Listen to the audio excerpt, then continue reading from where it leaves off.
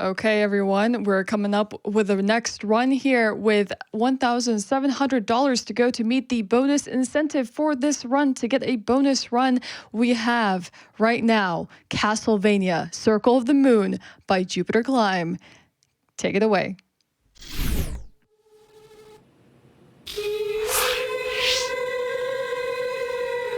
Hey, what's up, everybody? So today I'll be speedrunning Circle of the Moon all bosses. There's a lot to talk about with this category, but I think we're ready to go ahead and jump in. So time will start in 5, 4, 3, 2, 1, go. So this is Castlevania Circle of the Moon. It's hard to believe, but this game is over 20 years old now. I'm currently playing on the Advanced Collection, which was released last year. But originally, this game was a GBA launch title, and I think it holds up fantastically well.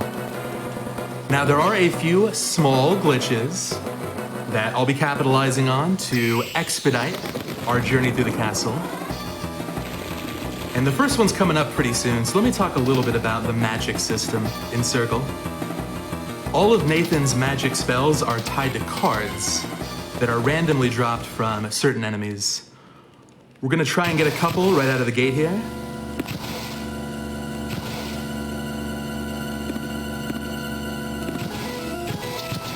One is dropped from the skeleton bombers on the right. And the other is dropped from these boneheads on the ceiling. It's a 20% drop for each. There's one. One more to go. So the way it works in Circle is there are 10 deity cards and 10 creature cards. And whenever you combine a deity card with a creature card, you'll get a unique effect. So there are a ton of combinations here. There we go, that wasn't too bad of a farm. You'll also notice I'm sliding a lot here. Early on, this is the fastest form of movement, but that'll change very soon.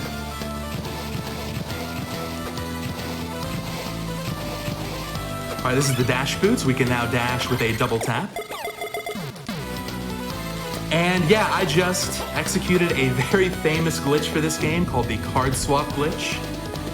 It's really as simple as it looks. When you activate a card combination that you do have, and then immediately switch over to a combination you don't, you will get that effect instead. So in a nutshell, if you have 2 cards, you have every card. I'm currently using a speed boost technique, which is invaluable in a speedrun, normally acquired very late. Now we're already coming up on the first boss here, Cerberus. For bosses in this game, we have 2 main options. The first is the skeleton, and the second is the chicken. To start here, we're going to be using the skeleton, and this is going to require some explaining. Let me go ahead and wrap this fight up first.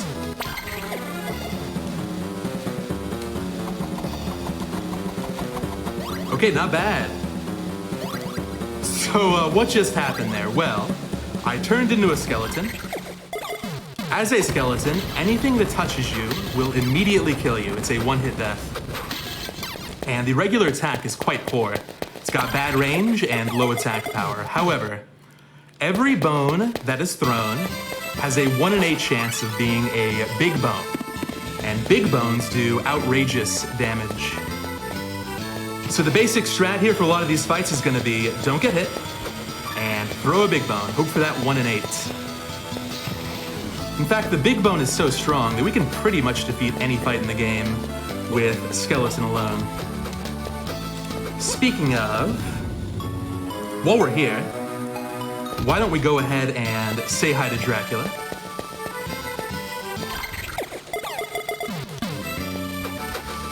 Quick backtrack. We did fall down quite a ways, but that's fine. We can get back up.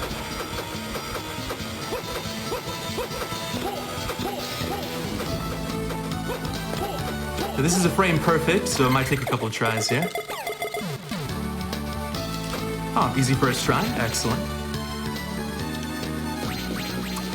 1 pixel short there. So we're just gonna make our way on over here. Slide down here. Double back, get in the door. All right. Now, Dracula here is quite kind. He will not interrupt as we're throwing some bones. I'm hoping to get one. Unlucky, that's fine. So we'll wait for the MP bar to fill up a little bit and continue.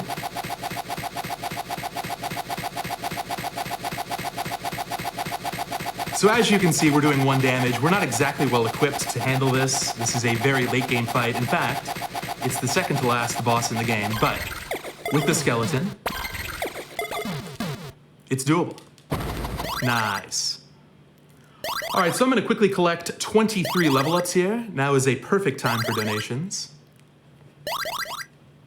Absolutely. I wanted to talk about how close we are to meeting the incentive for the bonus run. At the end of this run, we're getting so close, $1,050 away, and a handful of small donations will get us there. And GDQ is showing up, so let's go the full mile. Small donations can get us there as much as $5 to meet the incentive at the end of this.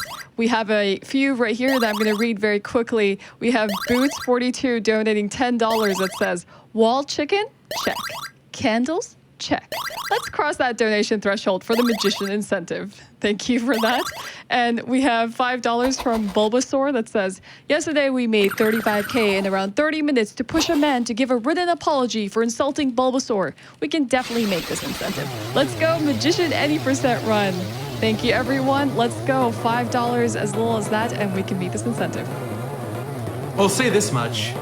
If you like Skeleton, the any percent bonus incentive is going to be a real treat. So the reason we come up here early is because those level ups really help. In a lot of games, 1 level is not going to make a huge difference. Not so in Circle. Every level really increases Nathan's attack and defense, and 23 of them gives us a ton more stats and magic to work with. So now we're going to do another quick sequence break. Normally you're supposed to go fight Necromancer as the second fight, but instead we're going to head on up to the clock tower early. Another warp here. Nice.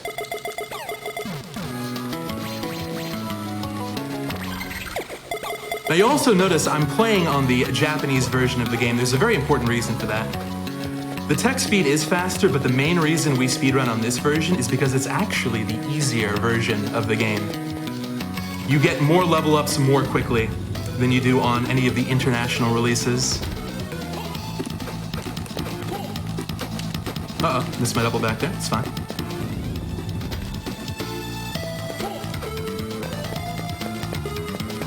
Okay, so for Iron Golem coming up, we're gonna use All Reliable, the skeleton. But this is actually the last we'll see of the skeleton for a little bit. It'll make a return later on.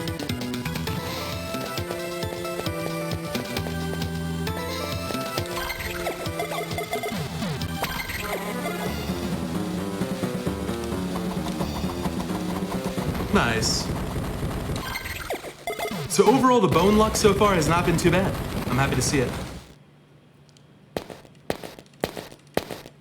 Now to quickly go over the plot of this game, it's very simple. We're here to slay Dracula, and Hugh, our friend there, is going to be tempted to the dark side. So we'll have to whip some sense into him later on, but for now, I pick up 2 important things. The kick boots, which allow us to wall climb, and the stopwatch, which is actually the best sub-weapon in this category. Typically, people will say the cross is the best sub-weapon, and that's mostly true. But since we have so many good options for dealing with bosses already, the stopwatch is going to end up being more valuable. Anyway, here I'm just backtracking to go fight Necromancers, so a little bit more downtime here.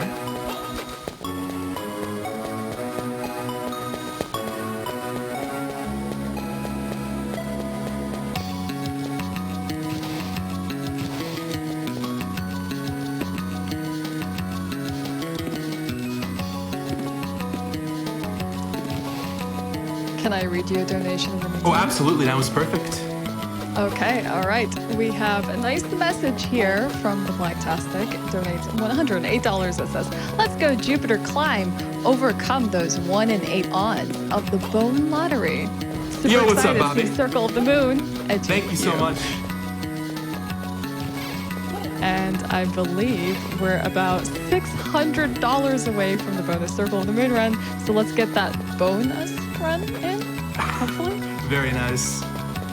Now, I could take the normal way to Necromancer, but it's a little bit quicker to warp onto the ceiling here. This one's a bit tight. Let's see if I can get it. Nice. So far, warps have been great. Now, there's often a trade-off to make when you're doing a speedrun to this. Do you want to go with speed, or do you want to go with consistency? For example, I could use the skeleton here, but because you die in one hit and the bone is not guaranteed, that is a risky proposition. Instead, I'm going to use a cool backup strat. A little bit slower, not by a whole lot, but very consistent.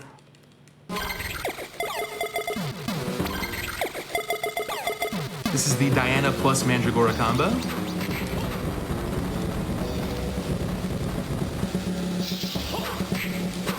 And that's it. That's about 10 seconds slower than optimal bone luck, but you'll never lose a run if you use that strat.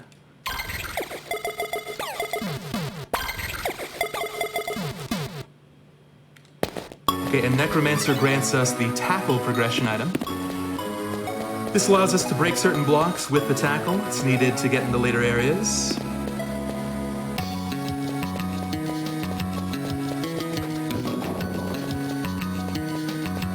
So normally at this point, you head up to the chapel to fight Adramelech, but instead we're doing yet another sequence break. We want to get flight as early as possible, and that's guarded by Camilla. So we're going to head that way instead.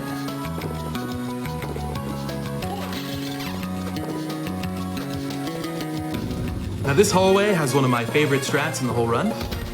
You hold right. You'll notice I'm taking a lot of hits. That's because the speed boost only applies while you're on the ground, so it's quicker to stay grounded even if you're taking damage. Now in this room I do have to jump a little bit. Let's see if I can avoid getting grabbed. Okay, good enough. That was close.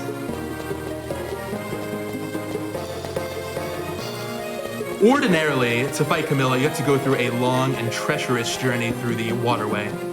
But instead, I'm going to use a new glitch called the Bone Float. This is another frame perfect.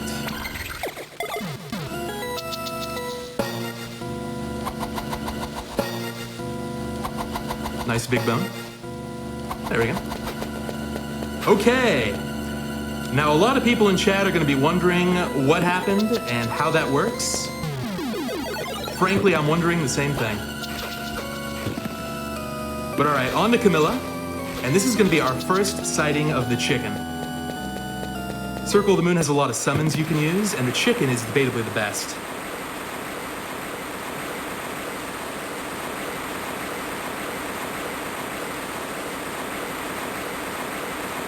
Unfortunately, you cannot skip cutscenes in this game, but no big deal.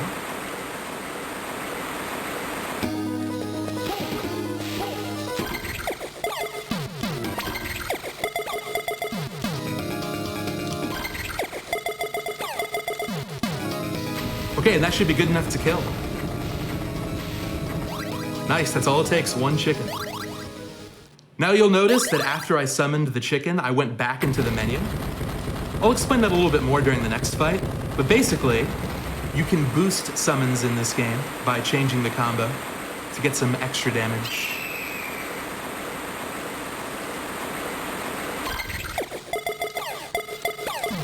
Okay, we do all that for the Rock Wing, which allows us the super jump ability. Press up and R and you can fly upwards. Get a chance to show that off right here.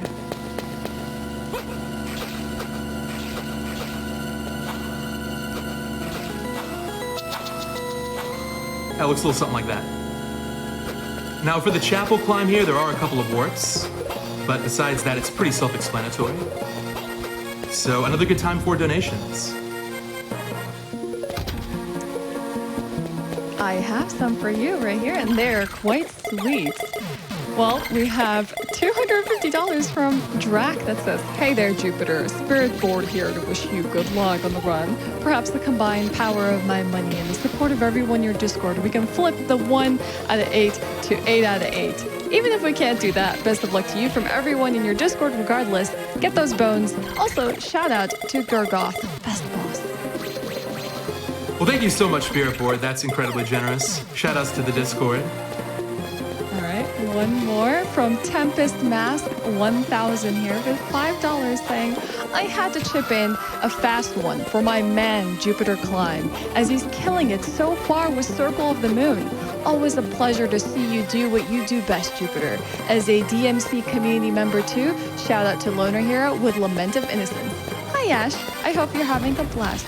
Oh, hi Tempest Max. I am definitely having a really good time. And I just wanted to say with that, we've actually met the incentive for bonus magician any % run. And let me just tell you, that is going to tickle your humor bone. So thank you everyone for making that happen. Thanks so much, everybody. It's going to be a good one. So that fight was super quick. Let me talk a little bit about the boost. Whenever you switch to Mars plus Unicorn or Mars plus Black Dog, those combos give you certain weapons that are not actually useful in a speedrun, but they give you a strength boost. And those are actually applied to the summon. So that's why I'm going back into the menu for the card swap, make certain fights a lot quicker. And next up, we have probably one of the better fights, more memorable fights in all of Circle, the Dragon Zombies. The Dragon Zombies are guarding a very important, very powerful progression item. So it's imperative that we go there next. But first, a quick backtrack through the chapel.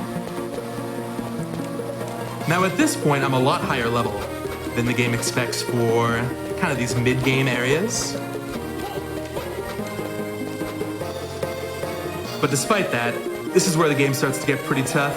These areas are precarious, I'll say. A lot of tough jumps to make, a lot of tough enemies to deal with, so I gotta start being pretty careful. This area we'll be going to is called the Gallery. And this is one of the main reasons we picked up the stopwatch back in the clock tower. There is a room that's quite infamous, the Killer Bee room. And I'm just gonna freeze all the enemies in place, not even worry about dealing with that. On the plus side, the music here is excellent.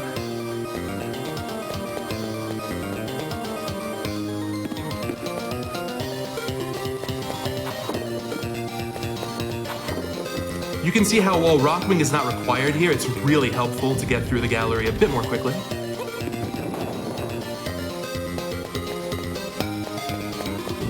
By the way, I'm Poison.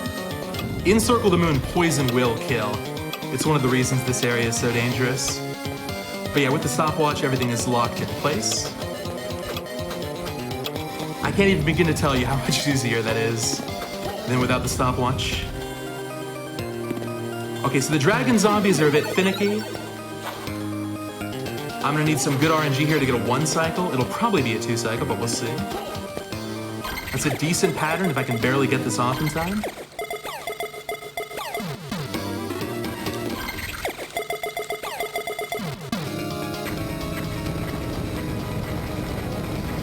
Nice 1 cycle, excellent.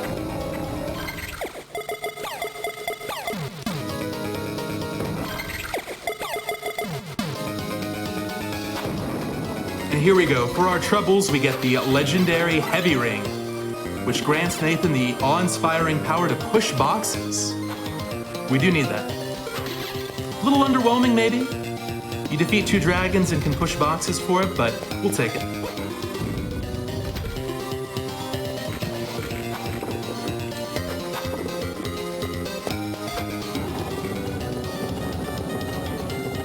So while the gallery is tough, this next area is tougher. Next up, we got the observation tower. And this is, I think, it's fair to say, the toughest area in the game to navigate. This is the main reason we get the stopwatch. I'm gonna use it 3 times in this one location.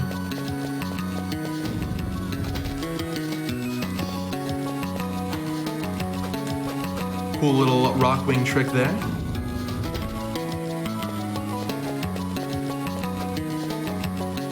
So again, I mentioned before that we're relatively over-leveled for this point. Not by a huge amount, but even at our current level, enemies will kill us in a few hits. So it's quite scary.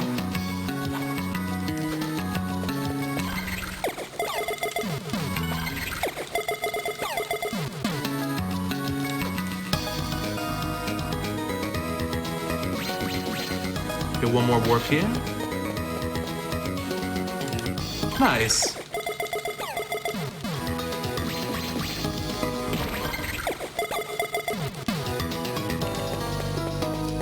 Those warps skip a few very lengthy vertical rooms, so it's a big time save. But here we go, take a look at my health bar. Again, I'm very over leveled. It's still doing that much damage a hit.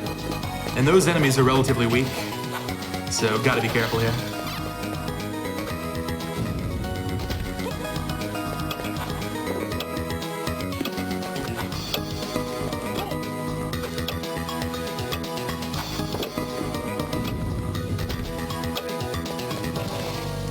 Well, so far so good.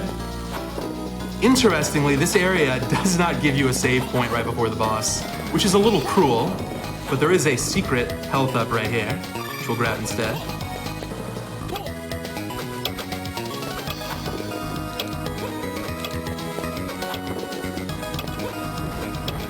Excellent, okay, very clean observation tower. So here's Hugh, our friend. He's fallen for Dracula's curse. So we're gonna use the chicken, help him remember what's going on.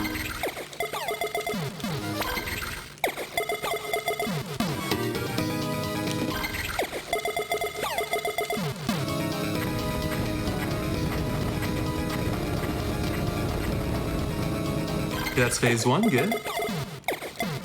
If you get a little unlucky, it can sometimes take a few more hits after the summon, but that was good.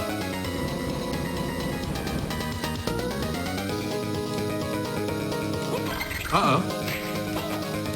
Uh-oh. There we go. Bad inputs. A little bit dicey there. But we got it. Excellent.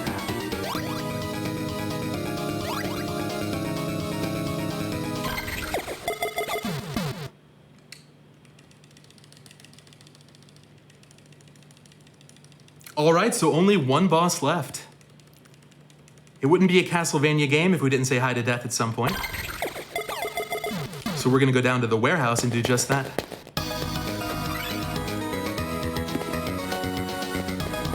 First, let me backtrack here. One more stopwatch. Makes the escape a bit easier.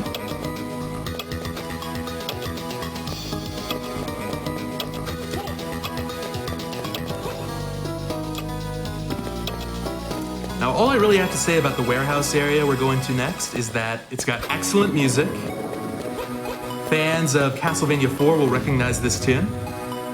And you solve box puzzles, a lot of them. So it's fun to play, but there's really not a whole lot to say.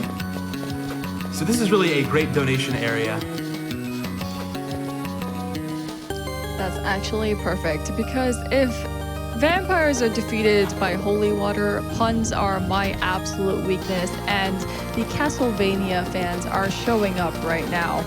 Chibi donates $100 saying, "How do you beat a vampire at poker? Raise the stakes." Oh. Nice. And an anonymous $50 donation saying, "Way to beat Dracula. Didn't even bat an eye." And of course, more love for this run.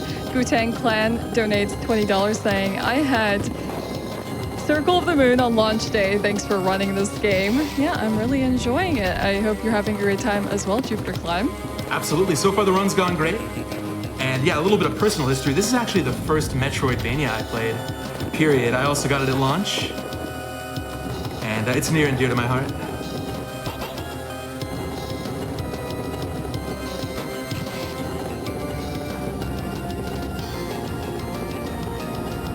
Well, people are enjoying it, because Whisperfoot donates $50 saying, "Circle of the Moon was the first of the series I played, and it's awesome to see it run at AGDQ. Good luck running." Thank you for the good luck. Okay, so we're almost done here. Just one box puzzle left. Now, some of these you can solve out of order. This is probably the most interesting solution. Just barely push that to the corner. A little something like that. That is clearly not intended, but it works. Okay, just in case, this is a super safe safety save, just in case. Death rarely causes too many problems. All right, so this is gonna be our last instance of the chicken.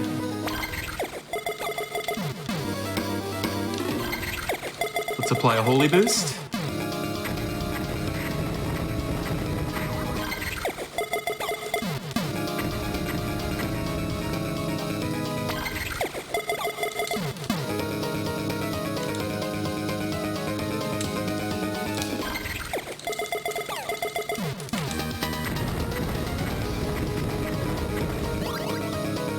Okay.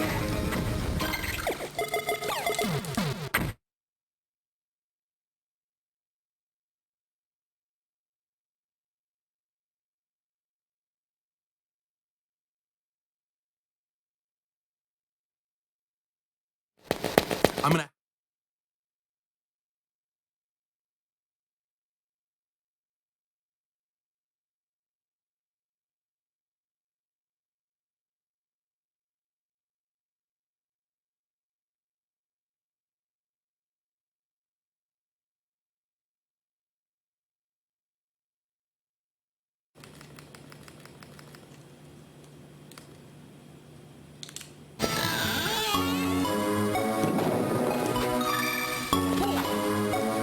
Well, you have my favorite JupiterClimb. You got this. Good luck. Here we go. So Dracula can use 3 attacks here. I'm hoping for lasers.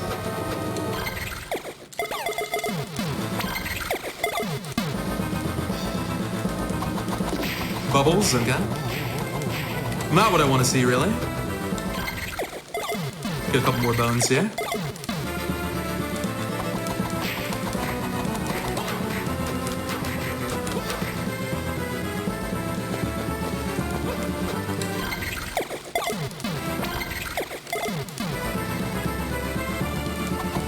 Okay, there we go. So I need 4 bones total.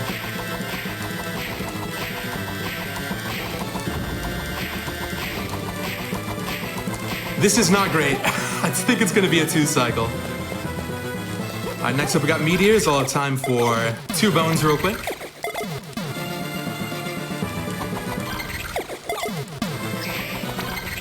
And then I'm gonna use a new combo. We haven't seen this one yet in the speedrun. This is Pluto plus Unicorn. It grants invincibility, which is very helpful.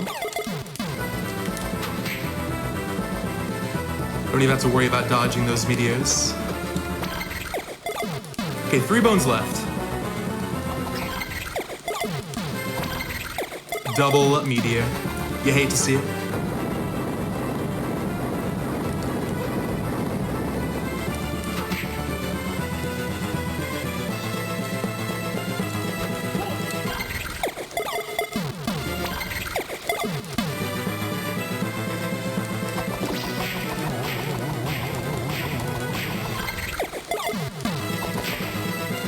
Well, I gotta say, to this point, the skeleton has been very good. But we're getting the Circle of the Moon classic here. Bad bone luck to finish the run. But here we go, more lasers coming up now.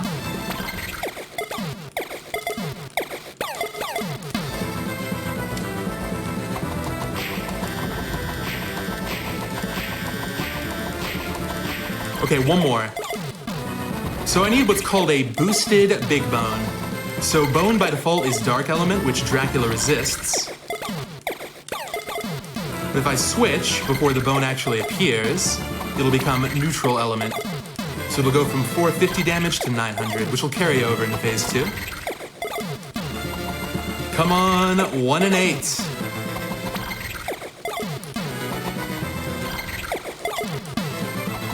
Dang.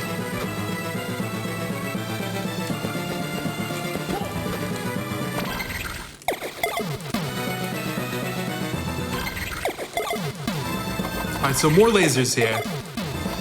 There is no way I don't get the final big bone right here.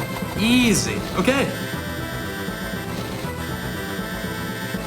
Well, I gotta say, despite that not being the best luck I've ever seen, we are on pace for a sub 30 time, which is excellent. Just need one more summon here.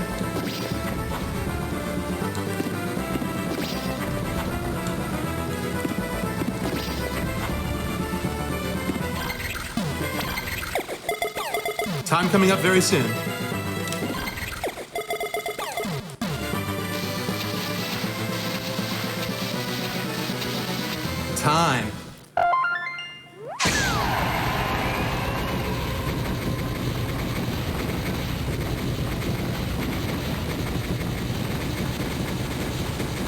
Okay, so that's Circle the Moon all bosses. We had some ups, we had some downs, but overall, very, very happy with how that run turned out.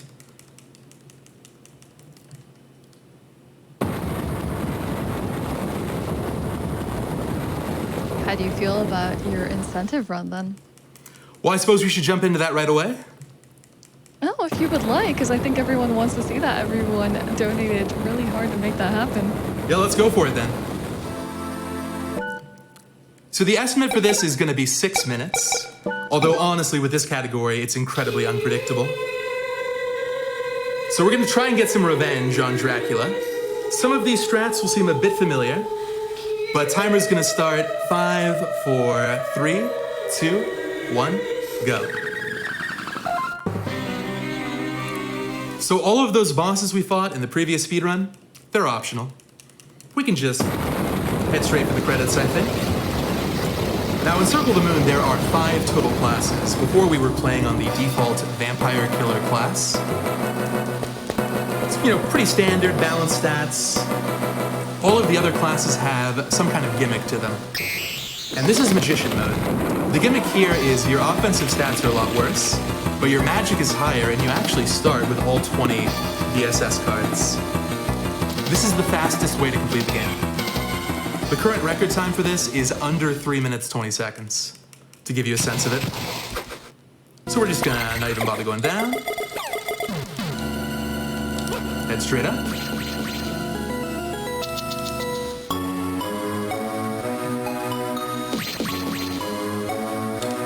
I think we're gonna just go ahead and chill on the ceiling here. Looking for 3 big bones here.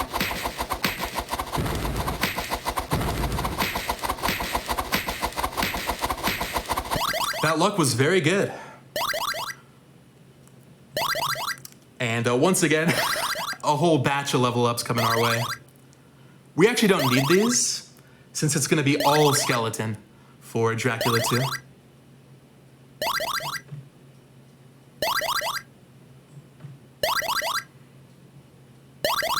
It does make you wonder what's going through the mind of Dracula while all this is happening.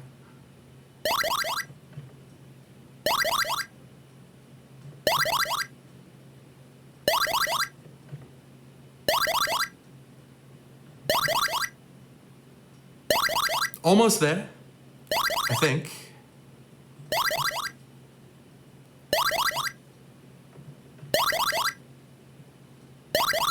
Maybe. There we go.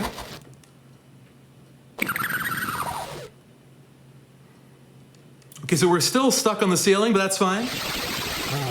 We can just walk to the left after this cutscene and we'll get warped right on in. Now, we don't have double jump, we don't have rock wing. So you may be wondering how it's possible to even survive against Dracula. Well, there are a couple of ways. Dracula's hitboxes are not the best. We can exploit that to our advantage. And in a pinch, we can use the invincibility combo. But here we go, falling straight down.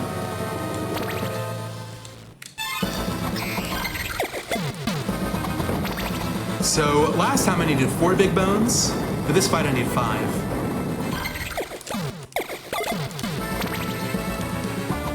There's 1. 4 more to go.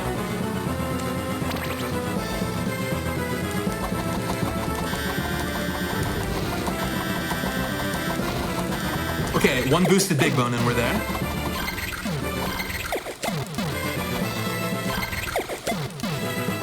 Oh my god, this luck is insane. All right, 1 more bone and it's over. 1 and 8, 1 and 8, right here. This would be one heck of a time.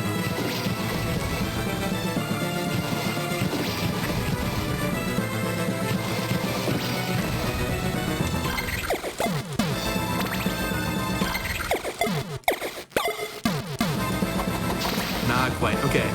So I'm gonna have time to safely get between 2 and 3 bones a cycle here. Just need 1.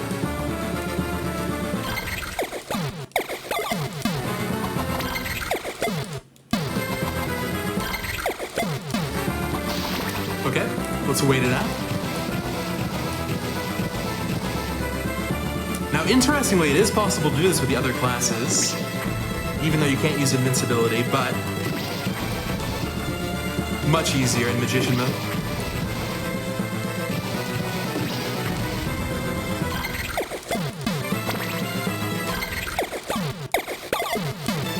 That's it! Time! That's it! Great run.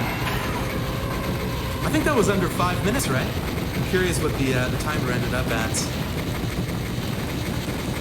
I can actually give you the time here in a second. I'm just watching your stream and there's a tiny bit of a delay on my end, but you're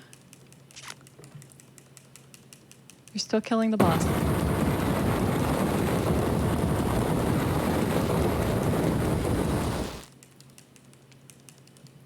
Wow, I have a huge delay. Okay, it looks like the timer ended at 4 minutes and 27 seconds. Wow, well done. Incredible time. All right, well, hopefully that was a fun showcase of what Circle the Moon speedrunning is all about. It was a privilege to be invited. Thanks so much for having me at this event.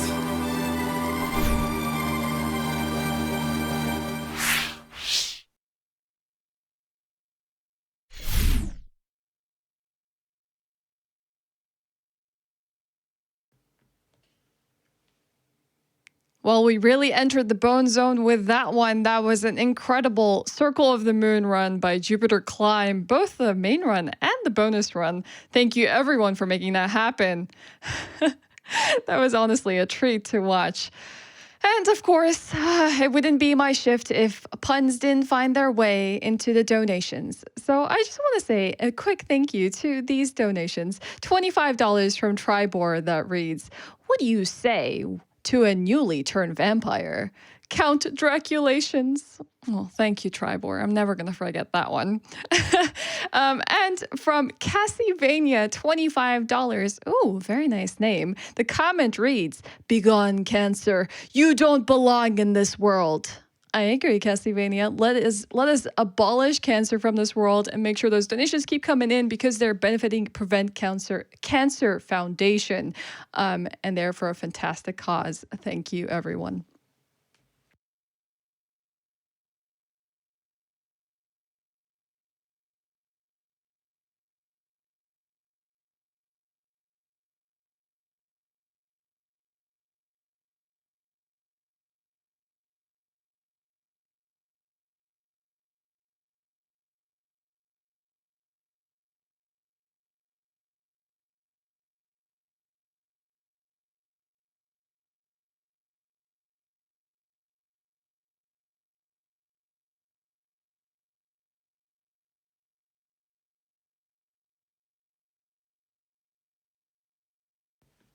And we have even more coming our way, more puns.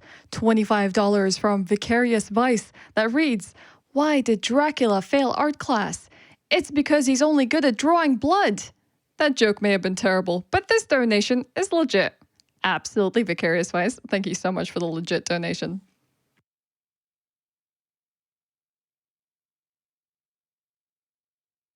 Okay, and with that run wrapped up, Circle of the Moon, we actually have an interview by JupiterClimb himself. So let's cut to the interview. Hello, gamers of Awesome Games Done Quick 2022 online. My name is ADEF, and we are joined by Strizer86, who will be debuting a tool-assisted speedrun, or TAS, of Castlevania Chronicles in just a little bit here. Strizer, how are you feeling?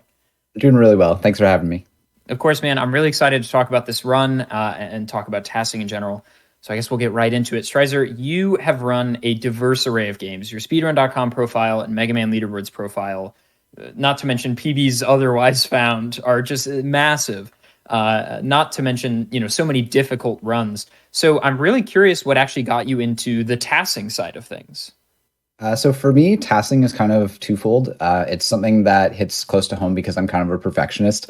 And it's something that you can struggle with in RTA runs, but is actually to your advantage when it comes to task runs. The other side of that was a health condition. I was diagnosed with Crohn's in 2019 after a long period of having issues and not being diagnosed. And I actually had part of my bowel removed. So with that comes some changes in lifestyle and things like that. And tassing in 2020 really kind of provided me an outlet to still enjoy speedrunning and to tackle it in a way that was still healthy for me and was kind of not impacted by that period of my life.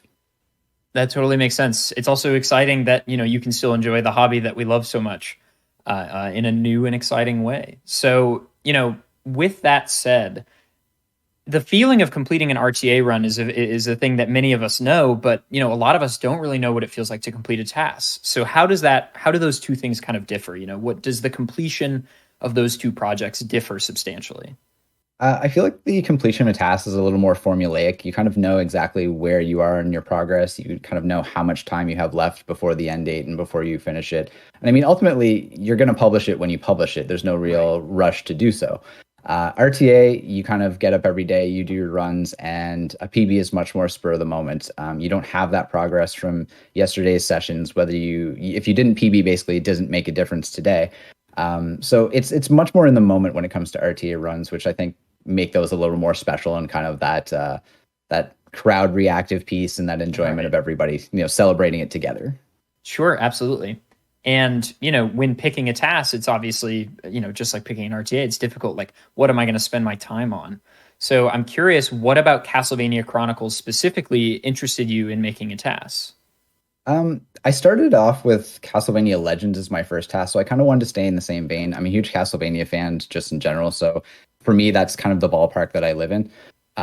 And I actually really enjoyed Chronicles as a kid, and I feel like it was a game that was very overlooked because of Soten, and I understand why. Sure. Symphony of the Night is an amazing game. But there is another Castlevania for PlayStation out there, and Castlevania Chronicles. And it's much more old school because it's the linear game. It's actually based off of a Sharp X 68000 title, and it is a re-release of that version of Castlevania. So it's kind of taking those older elements and it's bringing it into the new light. And for me, it was something that I thought was actually going to be a little more simplistic, because when I tackled Legends, it ended up being more difficult than I thought, despite being a Game Boy game, because there's lots of intricacies to do with lag and things like that. And actually, Chronicles was kind of a walk in the park in terms of not having to deal with that. And it was actually rather refreshing. I was able to complete the task pretty quickly. And I didn't really have any stalling points. So it felt like a good amount of progress just continually happening. That's awesome. Now, before the interview, I know you mentioned that you're actually relatively new to the tasking scene, especially compared to your time in RTA. So how does it feel to be debuting a task on the big stage? It's a little bit intimidating. We've seen a couple years of TaskBot now, and everybody loves them. So, I mean, it's something that it's kind of neat to be the guinea pig, if you will, because GDQ's actually changed their criteria around tasks recently. Tasks no longer have to be console verified, which is why I can go ahead and show this off. So thank you to you guys for kind of opening the doors to what you are looking at in terms of task criteria. I know that the community is really excited. I will try my best to represent them, despite being a very new member and very minor member of the community in my own eyes. There's some giants out there. There are people who've been doing it for absolutely years, and it's phenomenal. And it's a very welcoming community. So it's something I definitely recommend people check out, even just to visually watch them.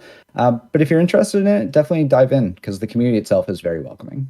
Yeah, task videos is a great starting place. An excellent community, and Streiser, I'm sure they're just jazzed to have a task on the stage, and I do not think they think lower of you for being new. They're just excited to see it. So my final question, Streiser, is just sort of quickly, anything that gamers should be looking out for in the task, specific moments or anything like that? I think the biggest thing is damage stacks. You're going to see a lot of bosses drop really quickly, and I can go into all the details when it comes time to talk about the tasks. But I think the thing to really look for is kind of how you can utilize the pre-planning ahead of time, so you know exactly what you're dealing with health-wise, ways you can manipulate enemies and things like that. So I'd say the big thing to look out for is not only what the task does, but even just look at the quality of game, look at the quality of Castlevania game that Chronicles is, and maybe pick it up RTA, because it's actually just a lot of fun. Awesome. Well, thank you so much for your time, Streiser. And I've been ADEF, and AGDQ gamers, stick around, because the task for Castlevania Chronicles will be coming up in just a little bit, and there's always more speedrunning to see on the stream. So stick around, don't go anywhere.